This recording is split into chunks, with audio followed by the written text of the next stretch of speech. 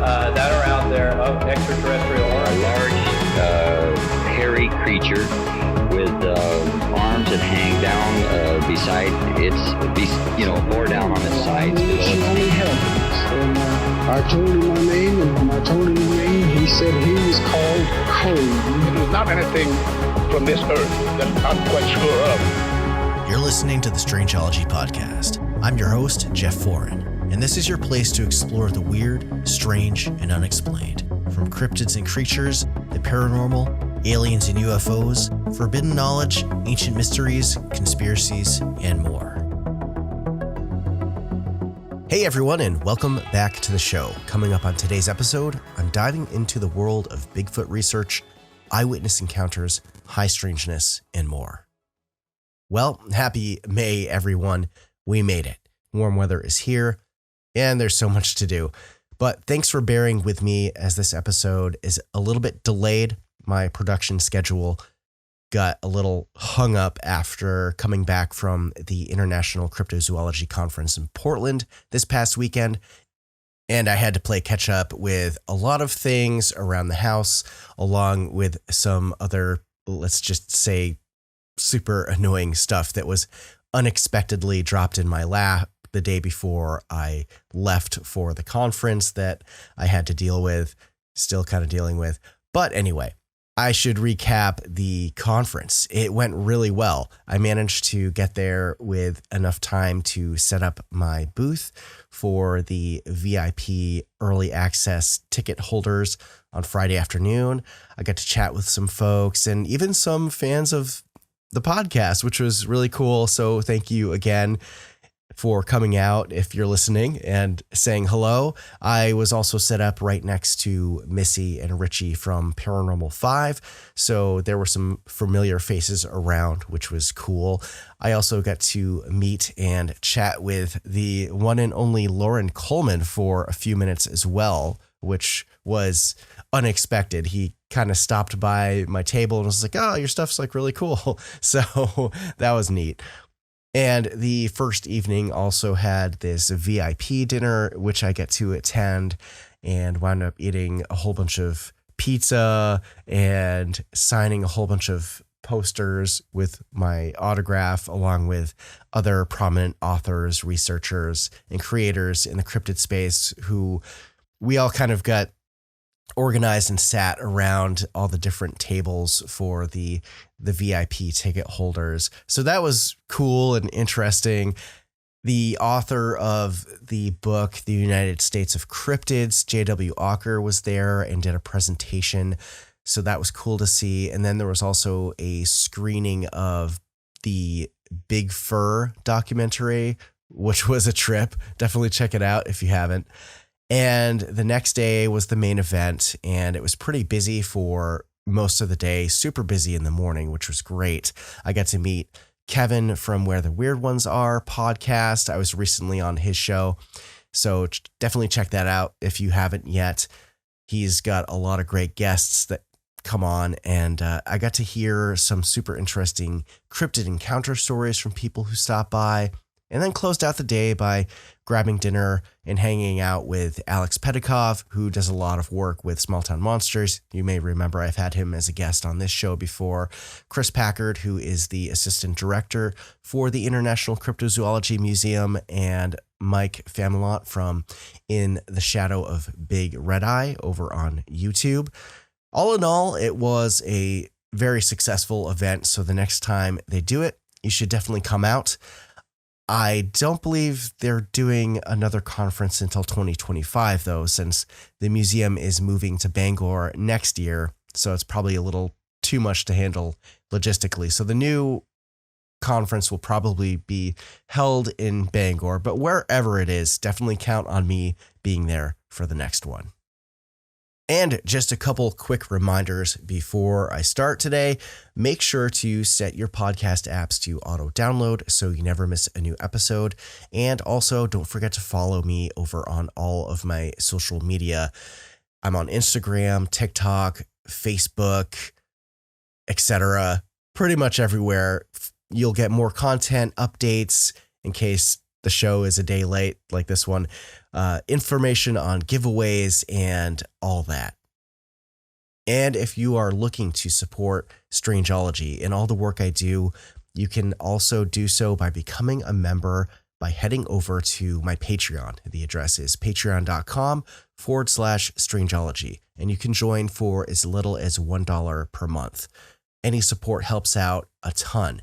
Now, higher tiers unlock more perks like early access to new episodes and videos, also ad-free episodes. There's merch discounts, exclusive merch, voting power on topics that I cover, and a lot of other bonus content and more. So if you want to join a growing community of like-minded people who are into the strange and unexplained, it's a great place to be. So I appreciate the support, and the more support I get, the more content that I can create for everyone out there. Again, that's patreon.com/Strangeology. We'll see you there. All right, that's enough of that. Why don't we get into the episode? For today's show, I brought on a brand new guest, fellow podcaster and YouTuber and cryptid researcher, Brian King Sharp of Sasquatch Odyssey. We had a great conversation diving into being catapulted into the podcasting world as a full-time gig and giving a platform to people who have had encounters with Bigfoot and things that they can't explain, along with a whole lot more. It even turns into a little bit of the phenomena starting to look back at him, which gets super interesting. So sit back, relax, and enjoy the show.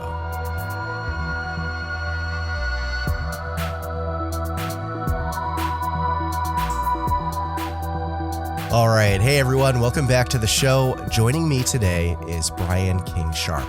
Brian is the host of a whole bunch of podcasts like the Sasquatch Odyssey, which revolves around exploring the realm of Bigfoot research from a critical thinking perspective.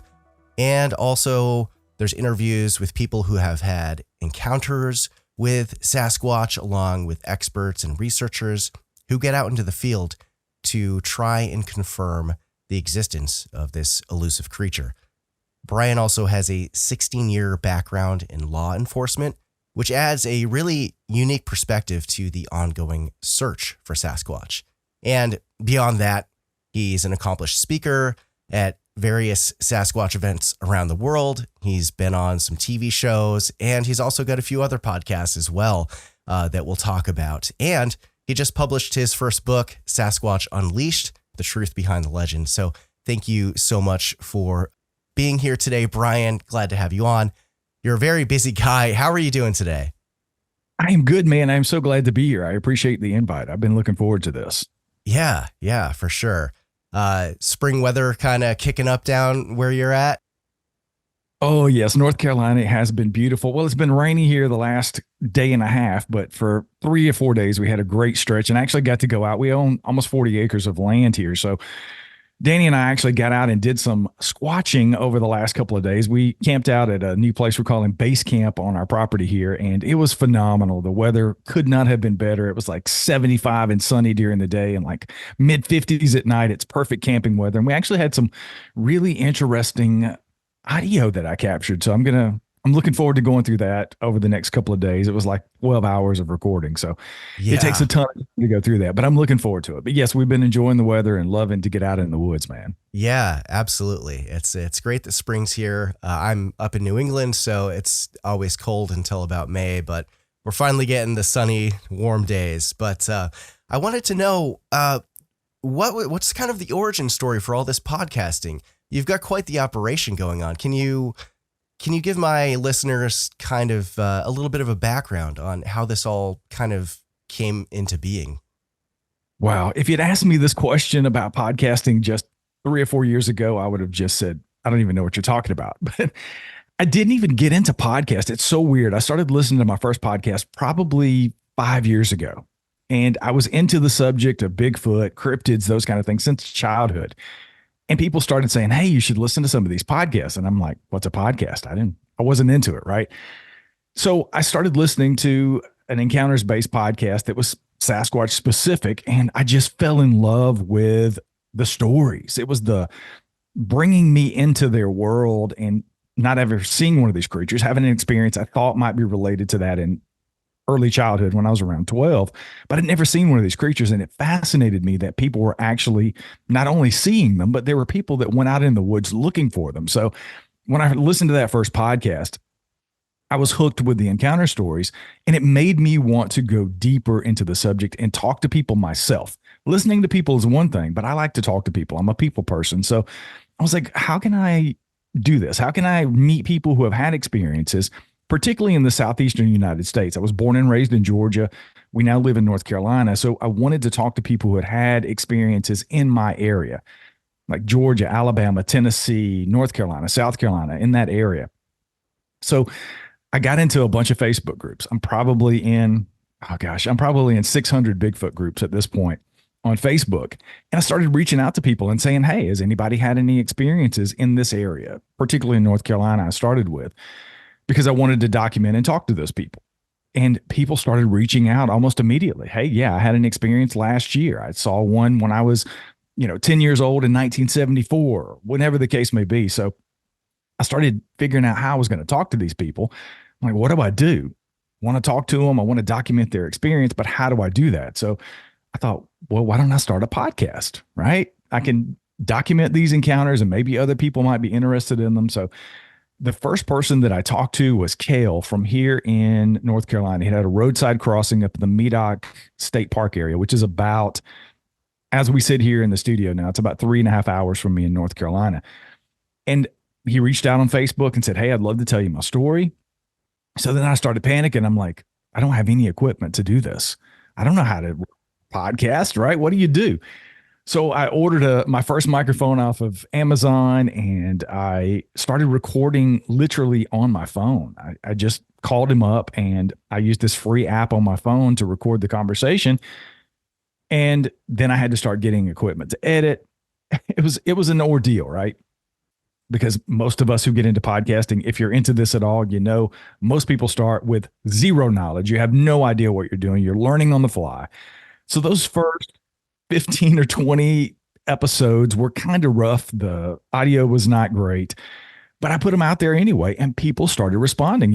It was the first couple of weeks, nobody's listening. My mom was listening and about 4 friends of mine. I'm looking at the numbers and I'm checking the numbers and I'm thinking, God, nobody's really listening, but I was having fun. That's what it really was for me, was a hobby. And I'm meeting so many cool people that had these really cool experiences. So it just continued to grow from there. And I don't know, I guess the first 3 to 4 months, I started seeing some real traction with Sasquatch Odyssey. And I said, wow, people are really starting to listen. And when you hit that first 10,000, 20,000, 30,000 downloads in a month, you're like, wow, this is crazy. Like, there are really people listening all over the place. So I started getting more serious, and I had actually Wes from Sasquatch Chronicles, which is, everybody knows, it's like the biggest podcast out there related to Bigfoot. Wes has been doing this for 10, 12 years. I got an email from him one day saying, hey man, I listened to your show, but your audio sucks. Like, let me help you with your audio. So he did. He called me up and we had a couple of hours on the phone, and then I ordered some equipment, and it literally changed the show overnight. I mean, it went from just being a hobby podcast with crappy audio to it sounded like I knew what I was doing. So in every interview that you do, obviously you get a little better and better and better, and it just took off. And I really saw that it could be more than a hobby. And it was something that, you mentioned my 16 years in law enforcement. I left that in 2016, and I bounced around to a couple of things here. We ended up buying our land here in North Carolina, and I was working odd jobs here and there. And then I just went back into retail, because ultimately you got to pay bills, right? Unless you're Elon Musk or you're just somebody who's independently wealthy, you eventually have to get a job. So I was working in retail management, working 50 hours a week at a job that I really didn't like. I had 50 plus employees, and it was driving me into the ground, and I was just not a happy person. The only thing that really made me happy was being here at the house, being on my property, and doing my podcast. So I did the first episode of Sasquatch Odyssey was February 7th, I believe, of 2021. And by March of 2022, I was leaving that full-time job behind to podcast full-time. Amazing. Yeah, it was one of the things that I never really thought would come to fruition, but fortunately for me, it did. I had enough listeners and I was making enough money to leave a very good, well-paying job behind to do this full time. And who would not take the opportunity to do exactly what you feel like you should be doing and what you love the most? So it was tough. It was a tough transition at first. I was on the cusp of replacing my income, but I wasn't quite there. And I just got to a point where I was like, I have to commit to this full time to see if it'll work. I'm going to give myself 3 months. And if I don't make enough money, I'll just have to go back and work in the real world. Right. And fortunately for me, I've never looked back. I haven't had to do that. It's one of those things that's taken off and continued to grow. And we've started other shows. Obviously, you mentioned I host 4 full-time podcasts that are come out every week.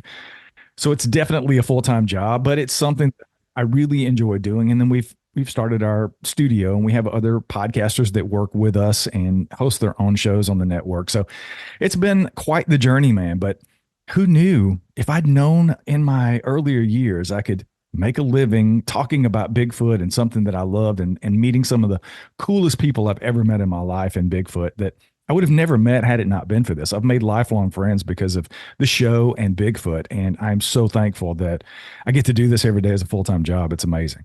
Yeah, well, that's very, very cool, Brian. Thank you for that that 101 on where this all kind of started for you. And, you know, sometimes you just have to kind of take that leap. For myself, I was in sort of a similar situation. We started our shows probably around the same time. I think I was like just the tail end of 2020. I put my first episode out, and then things just kind of snowballed with people who are very much passionate about Bigfoot and cryptids and all the things that are strange and unexplained. And it's just it's a really cool thing to be a part of. Awesome community of people. I've met a lot of really great people that I've become friends with in the community as well. So yeah, it's great. Now you mentioned that you were kind of, you were into Bigfoot for a very long time, even as a kid. You love the stories. Was there a particular story that was really like the one that you're like, wow, there's something to this, and it's stuck with you ever since? Yeah, it was early on. I was growing up in the North Georgia mountains, and I was hearing from my great grandparents. They would talk about stories about hairy men and wood boogers, and Bigfoot and Sasquatch wasn't really in the nomenclature back then. It was just, you know, it was different words. Like I said, hairy man, wild man, those kind of things. And there was one story in particular that always stuck out to me. I think my great grandfather is the first one I heard it from. And he talked about some ginseng hunters that were up on the side of a mountain nearby, probably 10 miles from where we lived. They lived at the time. And these ginseng hunters went up on the mountain and they encountered something up there that scared them to death.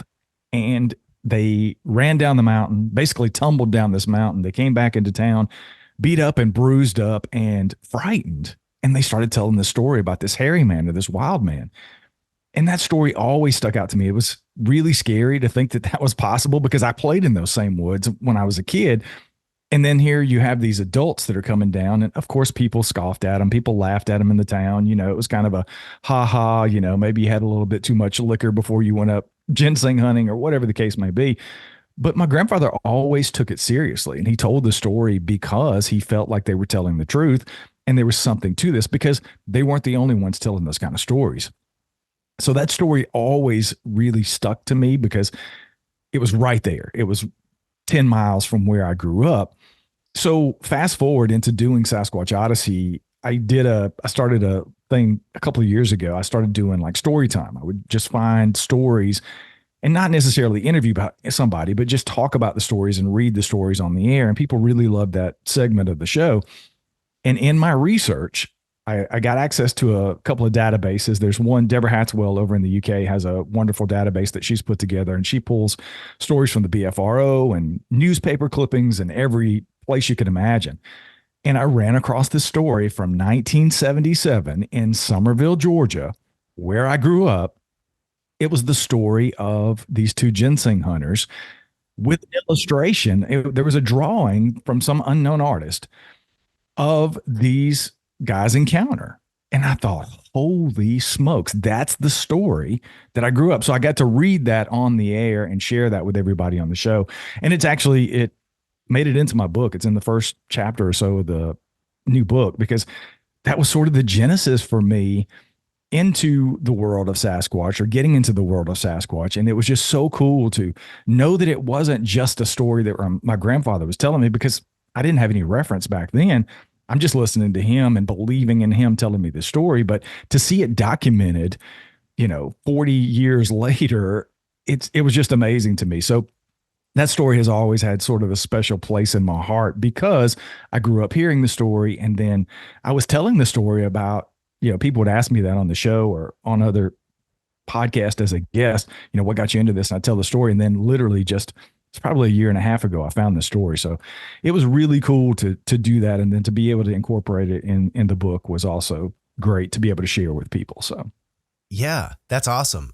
To have that come full circle, growing up hearing that story, and then finding out that someone out there, maybe the guys that encountered it, actually submitted their story to somebody, and it's out there. And I feel like a lot of us who are into this subject matter have a similar story. Either you went to the library and stumbled upon a book on Bigfoot or UFOs or whatever, or there's a family story or community story of something out in the woods. And that's really cool that came full circle for you.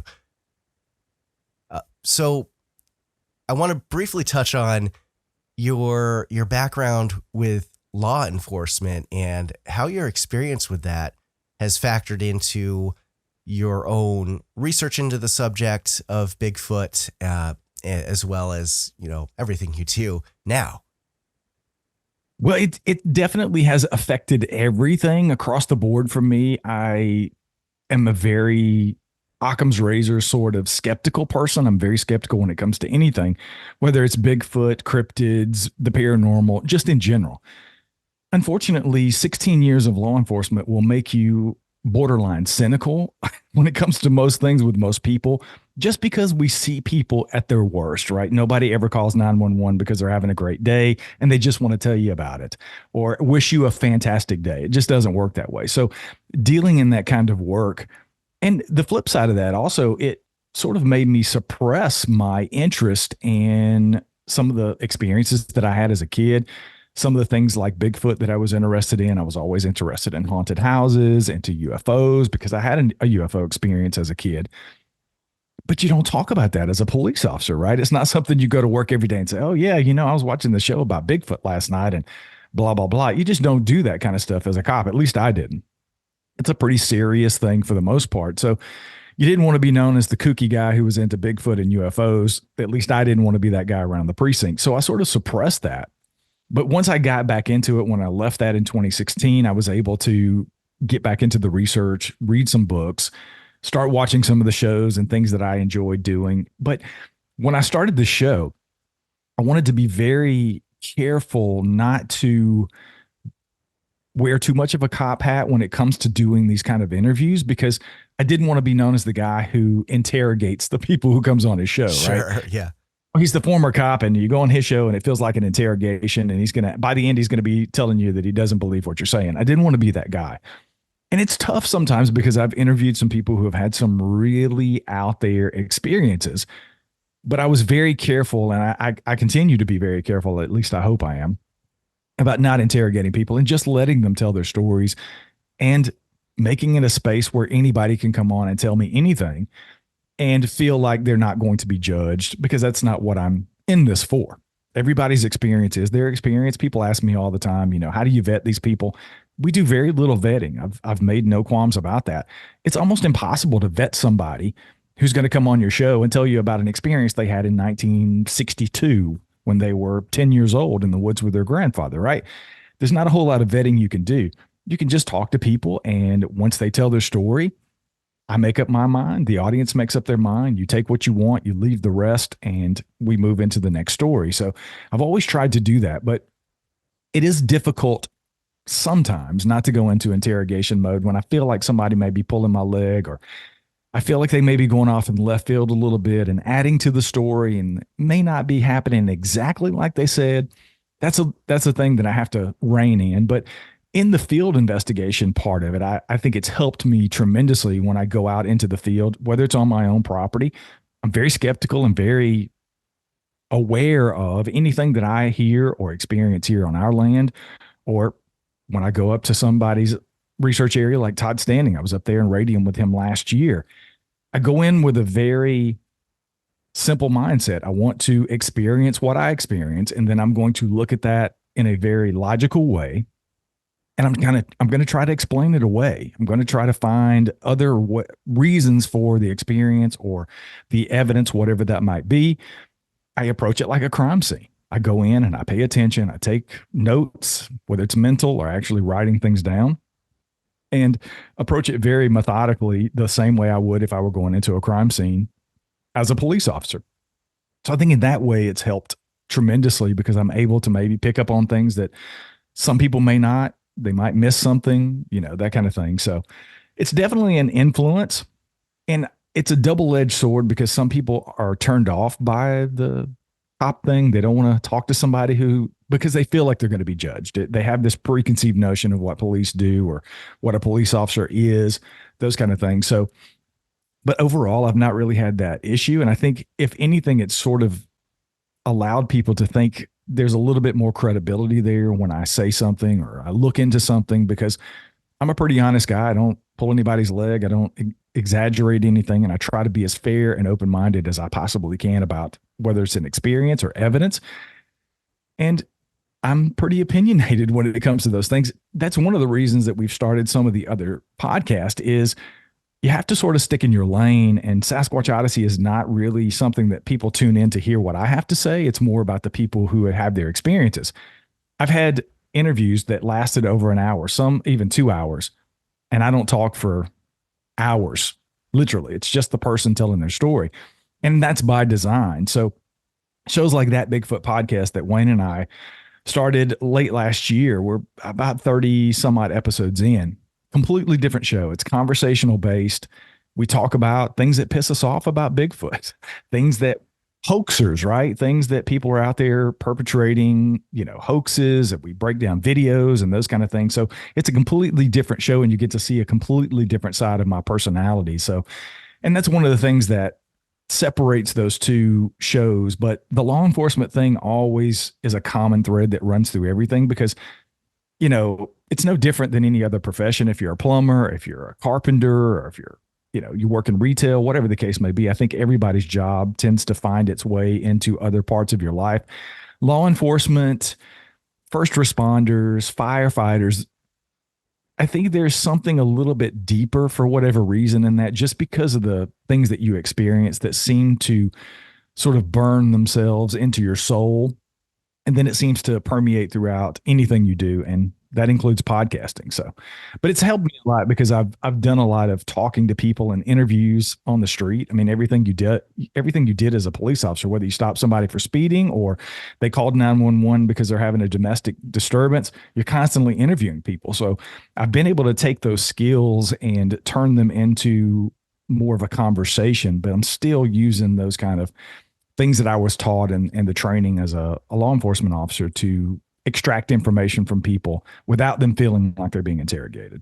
Yeah. Well, that's definitely a good skill set to have when you're speaking with people who are making fantastic claims. And you really do have to, a lot of the times, be healthily skeptical about things, because anybody can craft a story. But certainly there are a lot of people out there who have witnessed things that they can't explain. And it's definitely important to get those stories out there for sure. Now, I'm curious, what are some of your favorite encounter stories that you have had on Sasquatch Odyssey? That's a tough question. I get asked that all the time, and I never know what to say, because they're all sort of my favorite.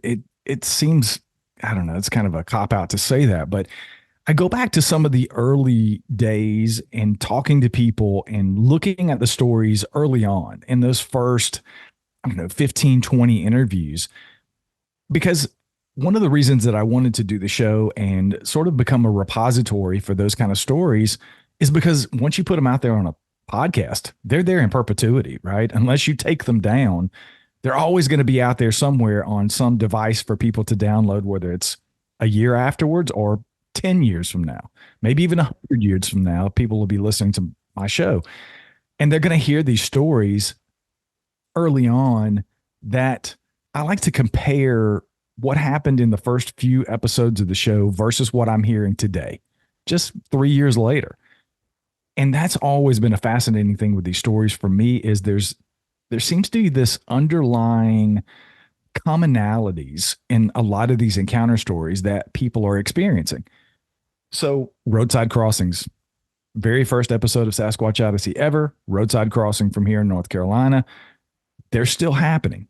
And that is one of the things that has always fascinated me with Kale's story. For example, episode 1 of Sasquatch Odyssey, Kale was talking about just driving to work on an area that he drove every single day, comes over a hill, boom, there's a Sasquatch crossing the road in front of him. Very common experience. If you look into the reports, roadside crossings are right up there. I would imagine, and this, I don't have anything to back this up, folks, but I'm just saying this off the cuff from my experience, 500 plus interviews into the show, roadside crossings are probably one of the most common ways that people experience these beings. And that always stuck out to me because after I had the conversation with Kale, of course, I was extremely excited to have talked about it, gotten his story. It was the very first episode that I put together. So I was excited about a lot of things, but I looked back and I thought, man, and I still ask myself this question today. If these things are the most elusive creatures on Earth, which they arguably, if they exist, are, because not everybody sees them, right? Even 1,000, say there's 1,000 reports a year. It's not a lot given the population of the world, right? If that's the case, why is it that somebody almost hits one a couple of times a month and then comes on a podcast and talks about it, right? Either these things are wanting to be seen, they're showing themselves to people, and some people believe that. Some people have that opinion that they only show themselves to the people that they want to see them. And there's something else, I guess it would be more of a high strangeness part of the story. And then you think, well, maybe they're just doing animalistic things. I mean, tons of animals cross the road, right? Most people see deer crossing the road in front of them while they're driving, more so than they see them in their yard or even in the area where they live. So once I started looking at it from that perspective and sort of breaking it down there, I thought, well, that kind of makes sense, right? Same thing with raccoons, possums, armadillos, whatever the case may be, rabbits, they all jump out and they cross the road and you're going, oh my God, why did this deer wait till right now to cross in front of the road? It could have just been 10 seconds or it could have crossed 20 seconds before I got here. Maybe Sasquatch are doing the same thing. I don't know. But some of those stuck out to me. There was an episode earlier on, I guess it was probably episode 9 or 10. Forgive me, I don't remember exactly what number, but there was a really aggressive encounter in Louisiana. I had a guy on, I think his name was Tyler, and he was talking about they had a couple of dogs that were killed by Sasquatch. And I thought that was really, obviously, I'm a dog lover. I'm an animal lover. I hated to hear that. Obviously, it was a sad thing for me, but it was very interesting in that that's one of those behaviors that you hear. I mean, if you were to jump into Bigfoot today as a novice and you never heard anything about Bigfoot, you'd never listened to a podcast, you'd never seen a show about them, I guarantee you almost everybody who jumps into it today is going to hear, oh, Sasquatch don't like dogs. It's just one of those things that people seem to know, right? It's one of those things we don't really know. Everything we talk about it is subjective because they're not a known animal. But for the most part, you'd hear that. If I have a conversation with people, yeah, Bigfoot don't like dogs. Where does that come? Right? And it comes from hearing stories like that on my show because Tyler said this thing threw a dog out of the woods at them after they were having some sort of Sasquatch activity. So that stuck out to me. I had Dave on from, I believe he was in Texas. He was probably episode 3 or 4 of the show. I think the title of the episode is Sasquatch Hunts with Coyotes. And when I talked to Dave, he was out there. I mean, he had some really mundane things like rock throwing. He sent me a couple of videos claiming that these were vocalizations that sounded like owls, but they were much too large to be owls. And he was saying that Bigfoot were mimicking owls. And he said that he had a couple that would come around his property regularly. There was what he called a juvenile female that he would get within arm's length of, trying to feed her candy. And I thought that was really strange, And then he started talking about how he knew that large male, he called alpha male Sasquatch, used packs of coyotes to hunt.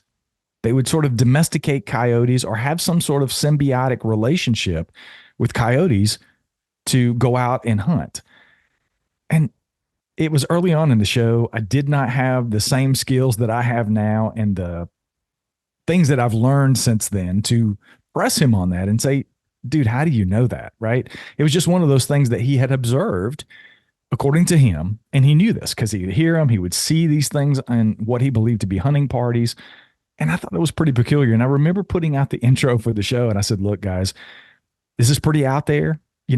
Dave may be pulling our leg here. He may be completely telling the story as it happens. I don't know. I'm just putting it out there for you to digest. Take what you want, leave the rest. But it's interesting because I've had so many conversations with people now that I know are established in the community that I trust wholeheartedly. Dr. Jeff Meldrum. I've talked, Cliff Berrickman is a friend of mine. Cliff actually wrote the foreword to my book. So I trust Cliff implicitly, and he has forgotten more about Bigfoot than most people will ever know.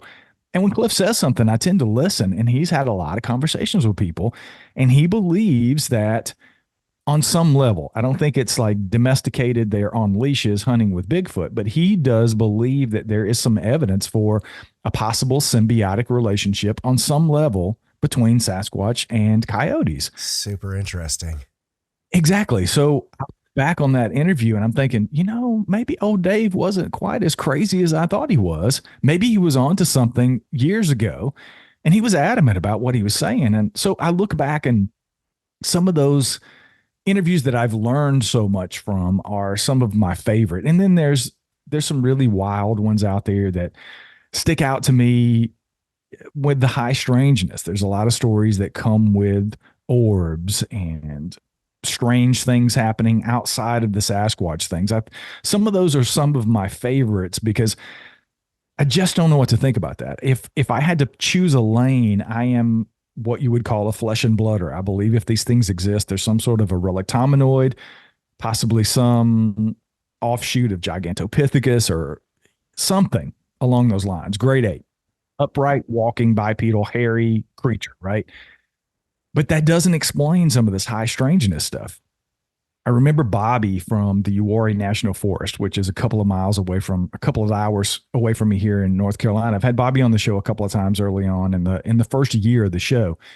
And he had some really out there experiences with these things on his property, very close to his property, coming onto his property on a regular basis. And Bobby was also having strange lights, what he believed to be possibly craft in the area, sometimes during experiences, sometimes right before and right after. And I was always checking boxes. That's what cops do, right? My cop brain would have me checking boxes. And I would say, okay, check the box. You got some weird lights. Check the box. You got some possible UFO stuff. And oh yeah, there's Bigfoot running around and you're taking pictures and video and hearing vocalizations. But I don't think those things have anything to do with each other, right? They got to be separate because Bigfoot's just a big ape and all that other stuff is unexplained phenomena. And I did that for years, and I still do that to some level, admittedly, because I do believe they're flesh and blood. But the more I've talked to people who have had these strange experiences that would be considered woo or high strangeness, I scratch my head because I don't know what to think of it. Mind speak comes to mind, right? Mind speak is a big thing in Bigfoot. There's a lot of people who purport to see Sasquatch and have mind speak experiences. And again, one of those people that I trust wholeheartedly and I think has done a lot for the Bigfoot community is Les Stroud, Survivor Man Les Stroud. When I had Les on the show, Les talked about at least 3 or 4 experiences that he had with what he believed to be mind speak or telepathy. He didn't like the mind speak thing. He thinks that's kind of a woo thing. He's like, look, let's call it what it is. It's telepathy. I believe I had a telepathic communication with a Sasquatch on multiple occasions, and I can't explain that.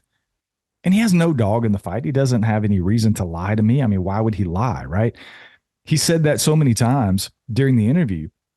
So I started getting into more of that kind of stuff. And then I spent time with Todd up at Radium last year in October of this past year. And Todd is very much into the spiritual part of it. He's into the mind speak with Sabe kind of thing. And he believes he and Ash have this connection with Bigfoot.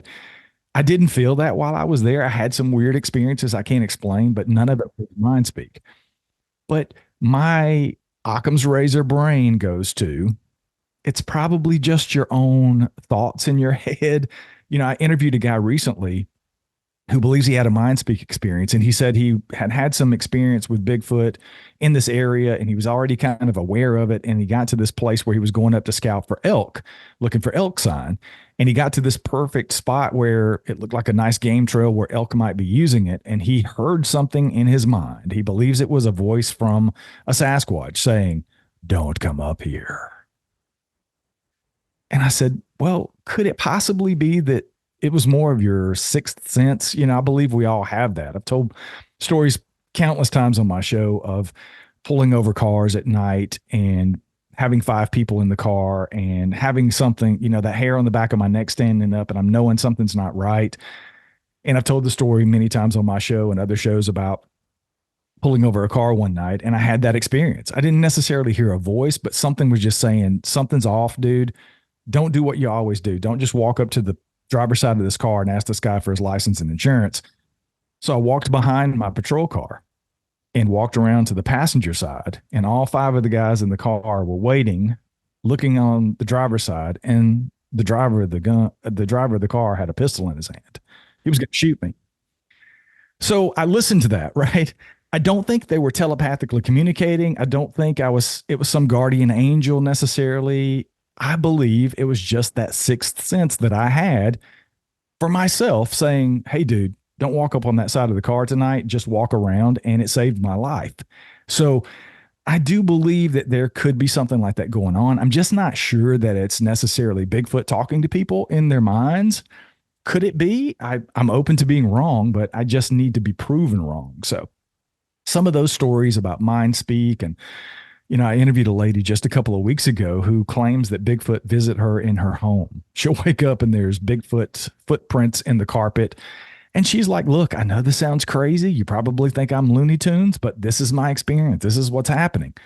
I don't know how to explain that, but I'm open to having those conversations. And I am definitely open to other possibilities that these things, hey, look, we've been doing the same thing for 50 years trying to find these things, and nobody's brought one in yet. So I am at the point where I'm open to anybody's possibilities for what these things are. If it's going to take us 5 or 10 yards down the field and getting closer to some answers, I guess that was a really long answer to a short question. No, that was great. That was great. Yeah, I did want to actually touch on Todd Standing, because I remember seeing there was something about you going out up to Canada to go do some investigations with him. How did that all go? And as an aside to that, can you speak to, Todd Standing has a little bit of a reputation in the community as doing some hoax stuff. And there's always memes that are going around where you see like a Bigfoot face and someone's morphed it back into Todd's face. And it's just like, well, you know, it seems like he's doing some legit stuff up there. Like, what's going on with all that? I tell you, Todd was one of those people that was always on my radar with Bigfoot. I watched the Discovering Bigfoot documentary for the first time probably 5 years ago. And I was amazed. I'll be honest, Jeff. I was blown away. I was like, why are more people not talking about this? And mind you, this was when I was really getting back into the subject, or really deep diving into the subject, honestly, for the first time, as far as going down the rabbit hole on documentaries and consuming books and getting into some of the Facebook groups and even Reddit on occasion. And I watched this movie and I thought, holy crap, why are more people not talking about this? This is amazing. If this guy, this is HD quality, like 4K footage of Bigfoot. This is crazy, right? So I watched it once and then I watched it again. And then I started getting into some of the Facebook groups and looking into Todd. And lo and behold, surprise, surprise, people were talking a lot about Todd Standing at that point. I just didn't know, right? So I kind of said, oh, everything was hoax this, hoax that. That's not real, blah, blah. So I started going down that rabbit hole. And as I watched the film a couple of more times, I started picking up on things. I took away my excitement and I put back on the Occam's razor cop brain and I watched it from a different perspective. And as I watched Todd, particularly with Dr. John Bindernagel, the late John Bindernagel, and some of his interactions with Dr. Jeff Meldrum on camera, I started seeing some red flags, right? Because this is really the first time I'd ever seen Todd interact with people on camera. And I started seeing these red flags in the way that he was leading them into the narrative that he wanted them to follow during their time with him. And it was clear there was some pushback. Jeff is not a pushover. Jeff is going to push back, and he did. John Bindernagel was sort of the same way. They were pushing back, and there was this one part in the movie I'll never forget. They were talking about the footage the images that Todd had purported to be Sasquatch that he had captured. And I remember Dr. Bindernagel saying, I believe he has captured the portrait of a Sasquatch. And those words stuck out to me very poignantly and later on as I kept analyzing them, because he didn't say he captured Sasquatch on camera. I believe that's a real live Sasquatch. He's captured the portrait of Sasquatch. And I thought that was an odd way to say that, right? If somebody shows you a picture of a Sasquatch, you go, oh my God, that's a Bigfoot. Dr. Bindernagel said he captured the portrait of a Sasquatch, which is open for interpretation, in my opinion. That can mean a lot of things. He didn't necessarily say, I believe this guy wholeheartedly filmed a Sasquatch. That's not what he said.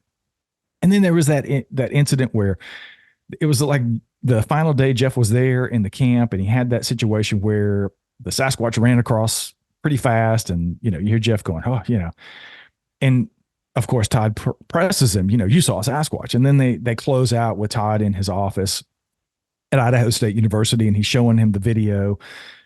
And you see Dr. Meldrum going, yeah, I mean, that's definitely, it's basically he's saying, now that's something, right? But he never says 100% I saw a Sasquatch. So I was always in the camp of I wanted Todd's stuff to be real. And then after I had these experiences, and it completely changed my perspective, when I looked at it from a different lens, I started picking apart some of the things that were really sticking out to a lot of people because I wanted it to be true so badly. And once I did that, I just completely shifted and said, this guy's a hoaxer. I believe he's hoaxing people. And the more I started watching some of the videos that he was putting out on his YouTube channel, I saw the way he was leading people, and he's very David Koresh like when he's talking to people, right? He's pushing that narrative. So I called him out for a couple of years on the show. I made no qualms about it. Anytime he came up, I was like, he's a hoaxer. I don't have anything for him. I'd love to talk to him. I'd love to have him on the show. Love to have that conversation, but he always refused to come on the show. So I finally got Les Stroud on the show, and he had worked with Les. He had been up and hung out with Todd plenty of times. He had done a couple of episodes of Survivor Man Bigfoot up there. So I knew he had a connection with Todd. So we talked about Todd during the interview with Les. We did about a 30-minute section on Todd.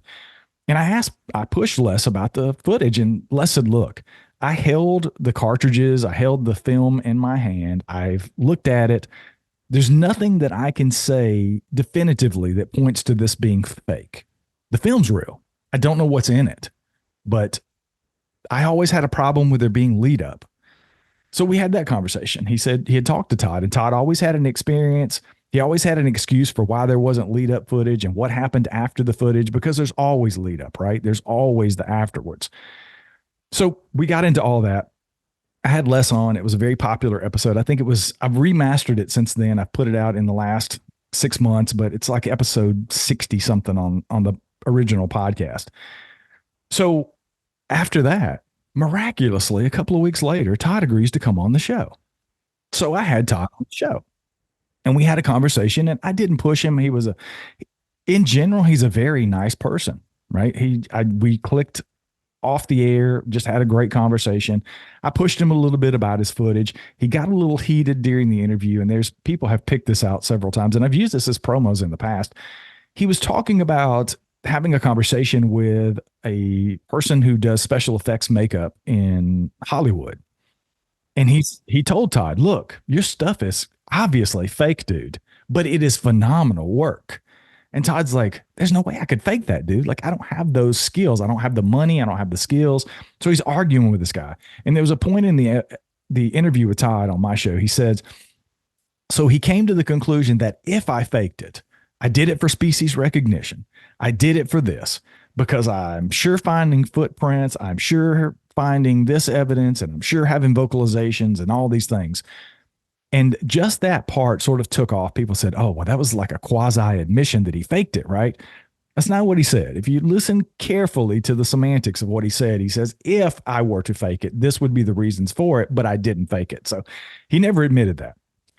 But after that conversation, he invited me up to Radium, to his research area. Yeah. And of course, I mean, that's kind of a once in a lifetime trip for me. I'd love to go to Canada. I've always wanted to go see the wilderness of Canada. And who better to take me to do that than somebody who claims to have Sasquatch activity on in and around their research area. So it took a couple of years. And I finally, this past year, 2023, I reached out to Todd and I reached out to Kyle, who was one of the guides that helps Todd. And I said, look, I'll come up in October. So I did. I went up in October and I spent 7 days there. And I really had a hard time going into that trip because I wanted to have the experience. I wanted to have a good time. I wanted to let my guard down a little bit and just enjoy the moments. But I was so convinced that, or I had to at least convince myself, and a lot of people who listen to the show was convinced that Todd was just trying to pull me up there because he had conversations with me privately about wanting me to come up and have a good experience and then being able to share that with people. Who better to help perpetuate his business with getting people to come up and do these excursions that he charges quite a bit of money for than somebody like me who was convinced he was a hoaxer that could now come back and say, wow, I had all these experiences. Todd's great. It's great. You need to go spend your money and go, right? So that's kind of where I felt like I was going into. And I was convinced I was going to be hoaxed. I was really convinced I was going to be hoaxed by Todd. So just a week or so before that happened, a friend of mine, Wayne, actually, he's the co-host of that Bigfoot podcast with me. Wayne said, hey, dude, what are you going to do if you have an experience? What are you going to do if you see a Bigfoot while you're up there? How are you going to process that? How are you going to deal with that? And it never really dawned on me. I literally did not go into the situation thinking I was going to have any experience that was going to be real. So I really had to pull back like that last week and just sort of clear my mind and go in as open-minded as possible to the experiences and accept that I might actually have a real experience while I was in Radium. So that's kind of where I got myself before I flew up there. And then I tell you, man, I've talked about it on the show before. People always say, well, you know, everything Todd shows or everything people experience on those excursions are just him hoaxing. He's got people in the woods, right? They got walkie-talkies, and when he says throw a rock, they throw a rock, or when he says do a wood knock, they do a wood knock, or they do a hoot, or whatever people hear. So I was expecting that. I landed and got picked up at the airport. Kyle picked me up. His dad flew in, Richard, who, by the way, side note, had an experience. He believes he saw a Sasquatch one night while we were in camp. I just interviewed Richard about his experience, and it's going to air here in the next couple of weeks on Sasquatch Odyssey. But while we were there, they picked me up at the airport. We drive to Todd's house. Todd meets me there. Ashley, his partner, research partner, and girlfriend met me outside of his house, and he shakes my hand. He invites me into his house. We pick up our food that they've prepared for us for the next week. We're standing in his house talking. There's another guy there, Jason Shute, who was there to do a solo expedition outside of what I was going to be doing. He was going up on Radium Mountain out in the wilderness by himself for 10 days. Oh, wow. That's a story in and of itself. This guy's like a superhero. So we're doing this, and it's sort of a surreal moment. I have talked a whole bunch of crap about this guy, and now I'm standing in his living room, and he's feeding me. Right? Yeah. It was kind of it was kind of this dichotomy that I had to work through in my brain. And then we go out. We had plans. They were all going to go out at the same time, but Jason the airline had lost his luggage. So he was waiting on the luggage to get there. So he had to stay in civilization at Todd's place. So Todd and Ashley stayed back that first night.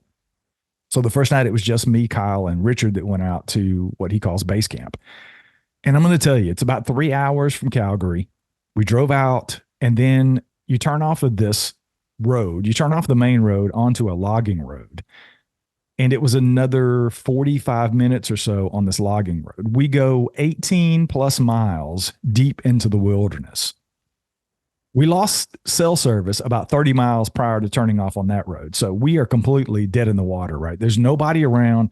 There's no cell service. We had Starlink out there that we actually turned on at base camp one day about midway through the week to reconnect with our families and tell everybody we were still alive. But I've never been that remote. I thought I had been remote before. But until you drive 18 miles out into the woods, you're not as remote as you ever thought you were. So it was great. The base camp was great. And as soon as we drove in, we started having experiences with tree breaks. There was tree breaks down. There were what looked like tree structures. And it was pretty much that throughout the week, right? There was tons of that, what looked like footprints. I found some myself. I found a couple of tree structures myself I wasn't led anywhere. Todd didn't lead me anywhere. Kyle didn't lead me anywhere. We got to go wherever we wanted. And I found things that were really strange. Now, of course, they have these areas where you'll see it in some of the documentary stuff where these footprints are still there in the moss. They've been there for 5 or 6 years. This moss is amazing. It's crazy, man. But they would show me those areas. But for the most part, I got to go wherever we wanted. And we had experiences, man. There was a day that we were going out there was some really cool waterfalls and other things that I wanted to see. So we took the e-bikes out one day, and we were leaving camp. We heard wood knocks, and I responded and got a response back from these wood knocks to the point where we got off the e-bikes and I was ready to stay in camp that day. I put out recorders before we left to make sure that I didn't miss anything. Didn't capture anything that day on recorders, but over the course of the week, I think the second or third night we were there, we had a huge UFO situation where we saw 8 to 10 UFOs that we watched for about an hour and a half. Wild stuff like I'd never seen before. And we had rocks thrown at us a couple of nights. We heard whoops, we heard wood knocks. And there was one time we were all sitting around the campfire and Todd was talking, which he does most of the time. He was talking, but I heard what sounded like, if anybody's familiar with Ron Moorhead's samurai chatter from the Sierra Sounds, it was like, and it sounded like it was 30 feet away from us in the woods. And immediately, and you can hear this audio, I've put it out on Sasquatch Odyssey. You can hear the audio in some of the episodes that I put out either on the audio podcast or the YouTube channel. And I recorded a part of that over Todd talking. It's very faint. It's very difficult to hear, but we heard it very clearly with our ears. Todd didn't hear it. Ashley heard it, Kyle heard it, and I heard it. Richard, Kyle's dad, is hard of hearing, so he didn't hear anything. And Todd was talking, so he didn't hear it, but we clearly heard it. You can hear it in the audio. I go, but I look at Ashley and I point and I'm like, and she goes, I heard that. Did you hear that? Yes, I heard that. And it did. It sounded just like samurai chatter. It was like, brr, brr, brr. Weird stuff, right? So we had those kind of experiences throughout the week. And again, Kyle's dad, Richard, I think the third night there, he stepped out at like 3:00 in the morning to relieve himself from the camper. And he was, I think, 25 feet away from what he believes to be a Sasquatch. And I did get out the following morning, and we walked over to the area where he saw this thing standing. And I stood in what felt like and looked like 2 huge footprints that were probably 3 inches indented into this moss. And it's obviously an anecdotal account. There's no real evidence outside of his experience and then what was physically left behind that looked like footprints. But there was a ton of weird tree structures and tree breaks. The last day before I was leaving out of there, we took a hike and we just went to a different direction. We'd never been to this. There's a national forest area that backs up to his research area. And I wanted to go that direction because we had heard a lot of wood knocks. One of the nights we were hearing wood knocks and some of the vocalizations, we took a night walk with no lights, nothing. We just walked out into the woods, the 5 of us. Really intense experience. You can hear that on the show as well. I put out the audio from that where you can kind of experience it in real time with us as we're walking and talking. Not the same as being there, obviously, but long story short, we ended up into this area like the day before we were leaving the following day. We hike out and we find this huge tree. It's probably, Todd estimated it was probably 300 years plus old, this old growth forest. And there are 3 trees that are about 12 inches in diameter. They're probably 85 to 90 feet long, and they're propped up on each side of this tree. And we do some investigation and we look, one of them is exactly due north. The other one is exactly due south. And then the other one was kind of east-west, but it was a little off. It didn't really make sense or fit. And then there was a couple of tree breaks around it. I looked at Todd. I looked at Ashley. I watched Kyle very closely because Kyle's been up there at that point 2 or 3 times and spent a lot of time by himself. None of them had ever seen this because Richard and I saw it first. And we pointed in that direction and said, hey, let's go look at that. It's weird. So I could tell that they hadn't seen it. They clearly didn't do it. They would have had to have heavy machinery to put these, I'm estimating probably 1,500 pound logs up on this huge growth tree. And it looked like the making of a teepee structure, the typical teepee structure that people talk about with Bigfoot. So we did some videos about that. I posted a couple of videos about that. So you can actually see that. It's in the back of the book. I've done some video from Radium. There's a QR code in the back of the book. So you kind of have this behind the scenes look at some of the hikes that we took in Radium. And that's one of the videos that you can see if you purchase the book as well, but it's on my YouTube channel. So you can check that out, but just things like that stuck out to me. Like, I don't know what would do that. Saying Bigfoot did it, but it certainly wasn't people. People didn't do it and they didn't fall there and there were no root balls. That's the thing. We didn't really have a whole lot of time to check it out, but Todd did a follow-up video. I think the next week he had one of his last groups of people. It was a father and son, if I remember correctly, that came the week after, and they went to that area. So you can see that on Todd's channel, his Sylvanic Bigfoot YouTube channel. He goes out there and digs around the bottom of these trees. There's no root ball there. So these things were placed there. And we could see on the backside of them where it had laid on the ground and was wet. There was rot on one side of the tree and there wasn't on the other side. So it was clearly picked up and placed there. It was placed there by somebody or something. So I don't know, just interesting stuff, man. But I came away from that thinking, and Todd and Ashley said they had a sighting while they were there in a different area while we were separated for the day. Again, anecdotal experience is on my YouTube channel. You can check Todd out talking about that. So I don't know, man. I came away from it saying what I always said. I believe that his videos are hoaxed, and I believe that he's having real experiences with Bigfoot on occasion in his research area, because I believe that I possibly interacted with Bigfoot while I was there. So it makes sense that he's having experiences. I just don't believe some of the things that he puts out as far as evidence. And since we've sort of had a little falling out because he's put out some videos that I just don't agree with. He's trying to say that Bigfoot caused this gondola to fall up in Canada, like they cut the wires or something. It's just really weird. And I kind of called him out and said, I can't drive to Cookville with you every time something like that happens. And he took offense to that. And so we're not friends anymore. But eventually, I think people will make up their mind about Todd. I mean, most people do. He's a very polarizing person. You either believe it wholeheartedly or you're the complete opposite. But overall, I think he's having experiences. I just don't believe his videos are real. Yeah. Maybe it's harder to get the actual video evidence, but your mentioning of this gigantic tree structure reminds me of Thinker Thunker did this video, which I think came from someone working for a logging operation, and I think it was up in BC or Alberta, somewhere in Canada, and they filmed this humanoid figure off in the distance, really bad quality, you can't tell what it is, but this thing lifts up a tree and just like chucks it towards you. I'm sure you're familiar with that video. And it's just like, yeah. And the analysis on that was just, that doesn't sound like a person would be able to do something like that for sure.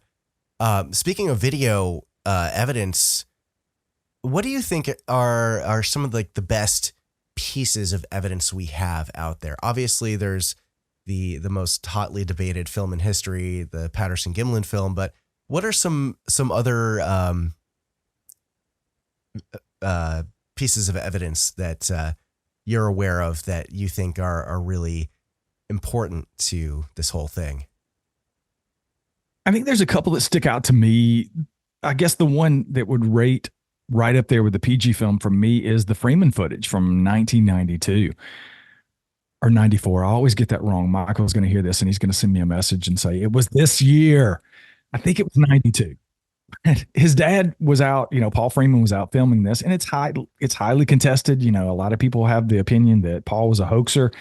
I felt that for a long time. I wasn't sure about his film until a couple of years ago when Doug and Alex Hychek did a ton of work in stabilizing this film, slowing it down, looping it. If you're not familiar with that, it's the Baby Lift film, right? This thing is walking across and you hear Michael's dad, Paul, go, "Oh, there she goes." And it's walking across this, and it looks like this Sasquatch looks like it walks over to a tree, and it's very difficult to see in the original version. It's very grainy. It's low quality, low res video, but it looks like this thing picks up a baby off of a tree and puts it on its waist, just like a mom or dad would, like we would any toddler, right? And you can see the little feet dangling and the legs dangling and the arms. Well, once they enhanced that footage, and then Michael wrote his book, the Freeman Bigfoot Files, that he wrote, I guess, a couple of years ago at this point. And I had Michael on the show to talk about his book, and I had him on to talk about his dad's film. Well, the regular version of the film is about 6 minutes. Well, they sent me, I think it's a 13-minute version of the cleaned up, enhanced, looped version of this film. And I was blown away. I watched it for the first time and my eyes literally bugged out because you could clearly see this looks like a Bigfoot. And it looks like it walks over and picks this baby up off the tree.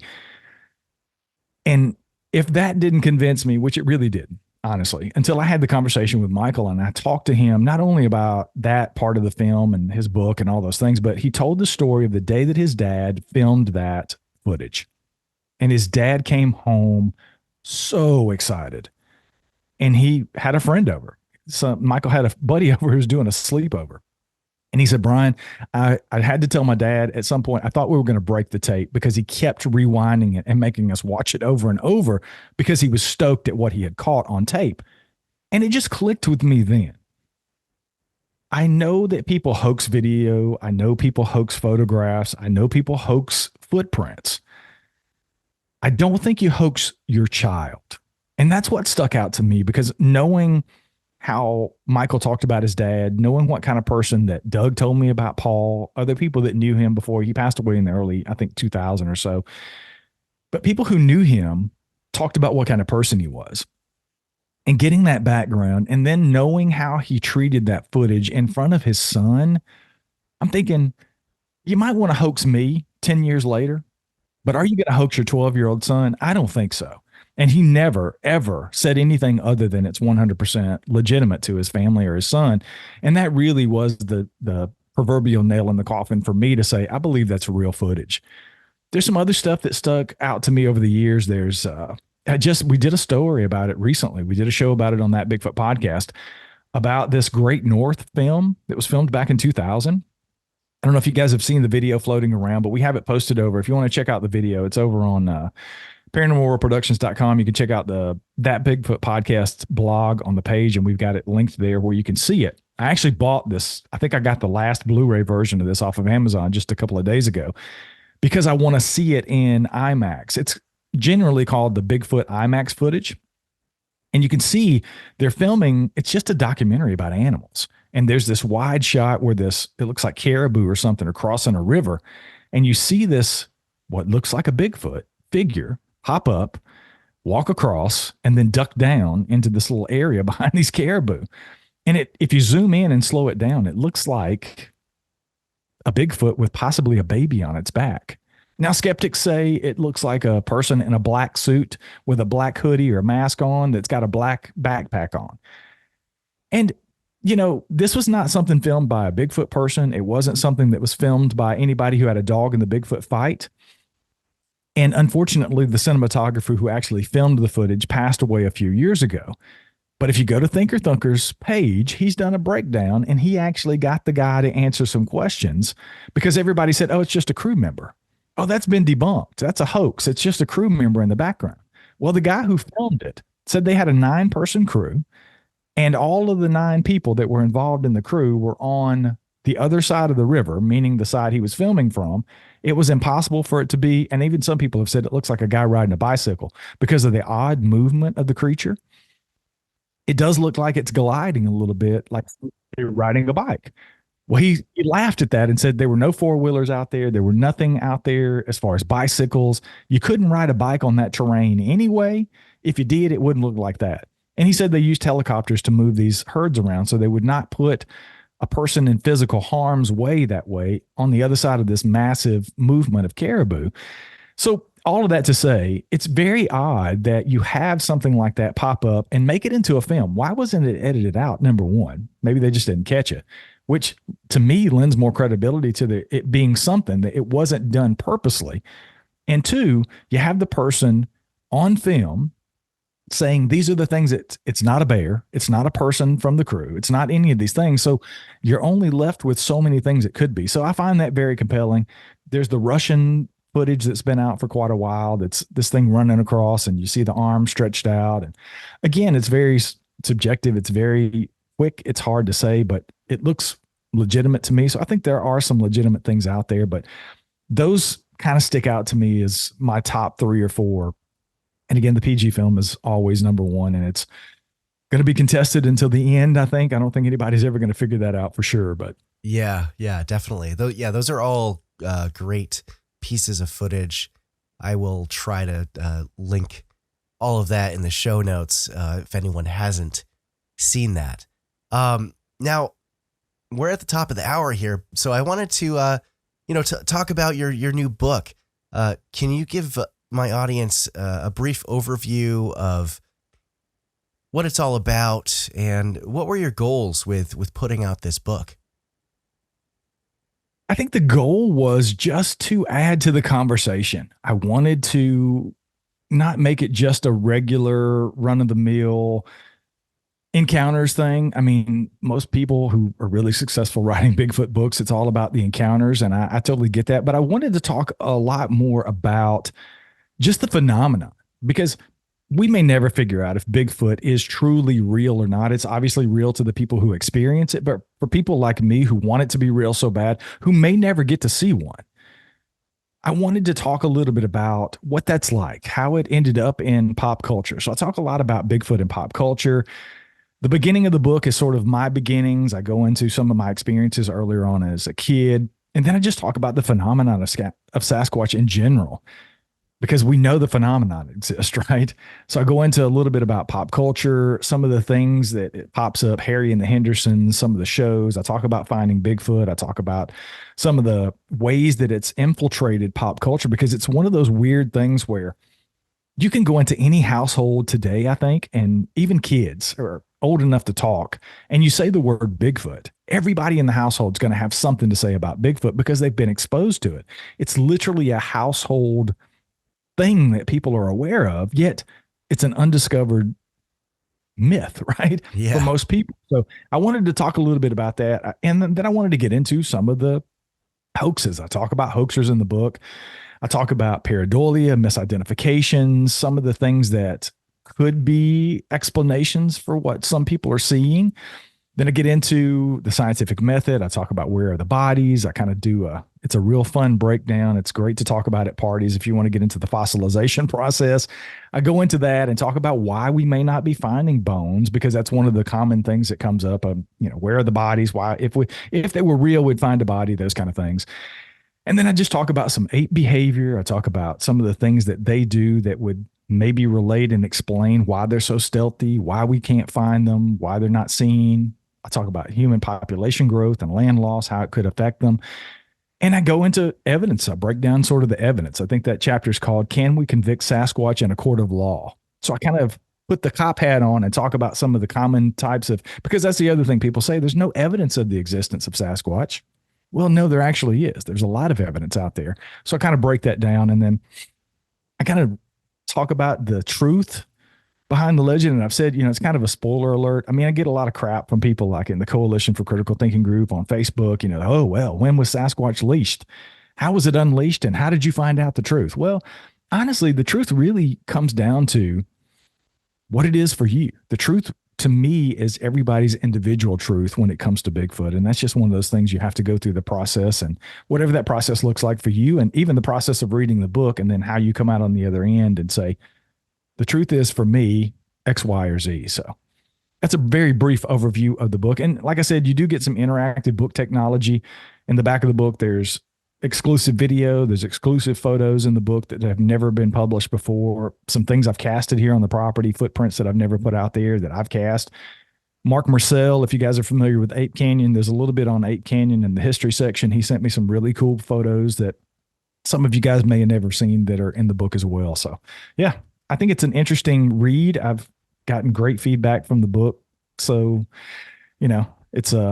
it's a labor of love. If you out there, if you're deciding to write a book, or if anybody's ever got into writing a book, it takes a lot of your life. So when it's finally done, you're very proud of it, and you want everybody to enjoy it as much as you hoped that they would enjoy it. So, yeah, well, that's great for sure. Definitely, we'll have that linked in the show notes.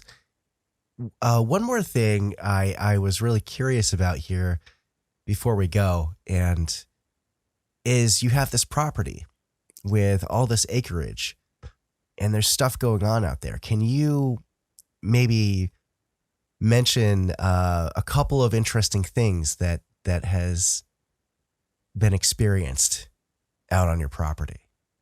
Yeah, I won't go deep into the rabbit hole on this because I want to save that for your patrons after the regular show. So I'll get into a couple of things that started. Vocalizations were the first thing that started probably 4 years ago. We've heard some really Ohio howl-ish kind of vocalizations. And then, believe it or not, there was a weird gifting situation where I had a bleached white turtle shell turn up on a stump right next to where we walk our dogs every day. That's a really cool story. I'll probably save that for your patrons. It's a little bit lengthy, so sure, we'll probably save that. But yeah, that was one of the first things. And then, like I said, the vocalizations, and I've cast probably at this point 5 different cast of footprints, not always sets. A couple of times it was just one, but one really good set that I cast probably 4 months ago that like 65, 70 yards from our tiny house. We have a 400 square foot tiny house here, and we're surrounded by 40 acres and then nothing but property and land, just open land, raw forest around us. So some really interesting things, man. But the vocalizations and the gifting and frankly, the footprints is something I just can't explain. I don't know how to explain it other than we have possible activity. And I've been very aware of that because I'm the guy who does a Bigfoot podcast, right? And I bought property out in rural North Carolina, and now miraculously, believe it or not, he seems to be having Bigfoot activity. So I was very hyper aware of that when I started putting that stuff out there. If you check out social media, there's Bigfoot BKS on Instagram. I've got tons of footage from some of the things I've cast, some of the things we've experienced, and photos and videos of that. You get to see the property a little bit over there. So I've been very aware of that because I didn't want to be that guy that was accused of, oh, now you just miraculously started having Bigfoot activity. But I'm a very honest person, and I've had conversations with people like Cliff in the past who said, look, dude, just put it out there. If it's happening, put it out there, because you're asking people to do the same thing on your show. If they haven't experienced, you want them to come experience it, but yet you're possibly having experiences that you're not going to put out for the public. And I was like, yeah, you're kind of right, man. So I just put it out there, and people believe what they want to believe, and it is what it is. But yeah, a lot of interesting things going on, man. Yeah, that's awesome. Well, can't wait to hear more about that. Can you, do you have anything coming up, any events, anything like that? I do. I think the first thing is going to be May the 4th. I'll be out at the Ohio Bigfoot Conference. I will be out there at Cliff's booth. I'm not speaking or anything like that. I'm just taking the book out there. Cliff and I are going to hang out with Matt. Pruitt's going to be there. I'm looking forward to seeing Matt, Doug Hychek, and some other folks that I haven't seen in quite a while. So yeah, that's going to be May the 4th at the Ohio Bigfoot Conference out at Salt Forks. Cliff and I will be there. We'll be signing the book. I'll be at the Marion Bigfoot Festival on May 17th. I will be at the Great Bigfoot Conference on June the 8th down in Ocala, Florida.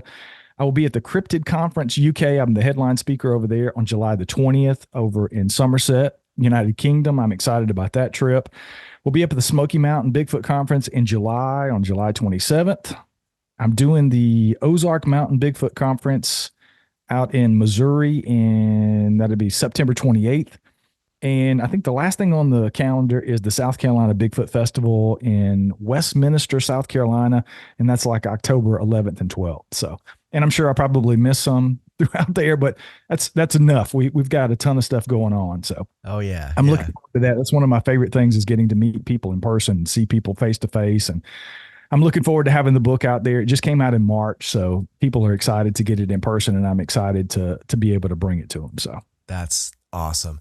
Well, this has been a very fascinating conversation, Brian. Thanks again for coming on today. Before we go, can you tell my listeners, I think you mentioned it before maybe, but the best places to find you online, where to find your book and all that? yeah, absolutely. If you want an autographed copy of the book, and the best way to find the shows is go to our website, paranormalworldproductions.com. We've got all the shows listed there. There's blogs. And we've got a store where you can get the book directly from me. I do autographed copies of that. We send those out a couple of times a week. But you can listen to the show, Sasquatch Odyssey. I do a true crime podcast called True Crime Odyssey. I do that Bigfoot podcast, which I co-host with Wayne. And we just started a brand new show called Backwoods Horror Stories. If you're into just narrated, really cool, true encounter stories, some are submitted by folks that send them in via email. We pull some of them from some of the databases that we have access to, but it's just basically me narrating really creepy stories. We do Bigfoot, we do UFOs, Dogman, anything to get the stories out there. You can find that. There's a Sasquatch Odyssey YouTube channel as well, and Backwoods Horror Stories on YouTube. You can check out Paranormal Odyssey on YouTube. That's Wayne's show as well. So, but the best place is go to paranormalworldproductions.com, the website, and you can get it all there. Awesome. Well, great. Thank you so much again for joining me today, and we'll talk to you soon. Absolutely, man. I appreciate it.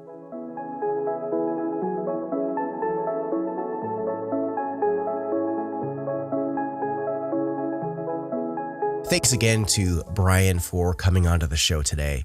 Really enjoyed the conversation, and there's so much to this phenomenon that is still being discovered, still being understood. So definitely check out his shows and his new book. I'll have all those links in my show notes. As always, I want to give a huge thank you out there to everyone who checks out the Strangeology Podcast. Those of you who download it, share it with friends and family, share it around the internet. It helps me out a ton when you do that. The Strangeology Podcast wouldn't be possible without the support of listeners like you. And one more time, definitely make sure to give me a follow over on all my social media accounts. Again, you can find me on TikTok, Instagram, Facebook, YouTube, Threads, X. I even have a Clapper account, but I haven't updated that one in a while. So if you're looking for more from me in the form of short videos, even long form video content on my YouTube channel, definitely check that out. Links will be in the show notes. To any advertisers or companies out there looking to collaborate with Strangeology, or if you are someone who would like to be considered for an interview on this show, you have stories you'd like to share, you're an author, a researcher, please send all inquiries to info@strangeology.com and let's connect. And if you're looking for another way to support Strangeology, don't forget that I have a merch shop over on Etsy. You can head over to strangeology.etsy.com. I'll have the link in the show notes. And once you get there, you're going to find a ton of merch and gear, cryptid, alien, Fortean. There's all sorts of stuff available. I'm always trying to add new designs. I just recently added a brand new homestate cryptid design for Oregon's Devil's Lake Monster. I really have to update my homestate cryptids map because I've added a ton since, and also finish out my Canadian map that I was working on. But beyond that, I've got t-shirts, hoodies, tank tops, which are a must-have with warm weather coming up. I've got stickers, magnets, prints, mugs, enamel pins, and more. So it's a one-stop shop for weird. You can pretty much find whatever there. There's something for everyone, especially with the Homestate Cryptids collection. So again, the link is strangeology.etsy.com. I appreciate the support. All right, that's all for me for now. I'm going to take a short break here, and when I return, Brian was able to hang around for quite a while longer to chat more about experiences on his property and other crazy stories involving Bigfoot and high strangeness. There's a whole lot of curiosities out there with this topic. You won't want to miss it. So, Strangeology Patreon members, stick around after the break. And for everyone else, make sure to take care of yourselves and each other and keep it strange.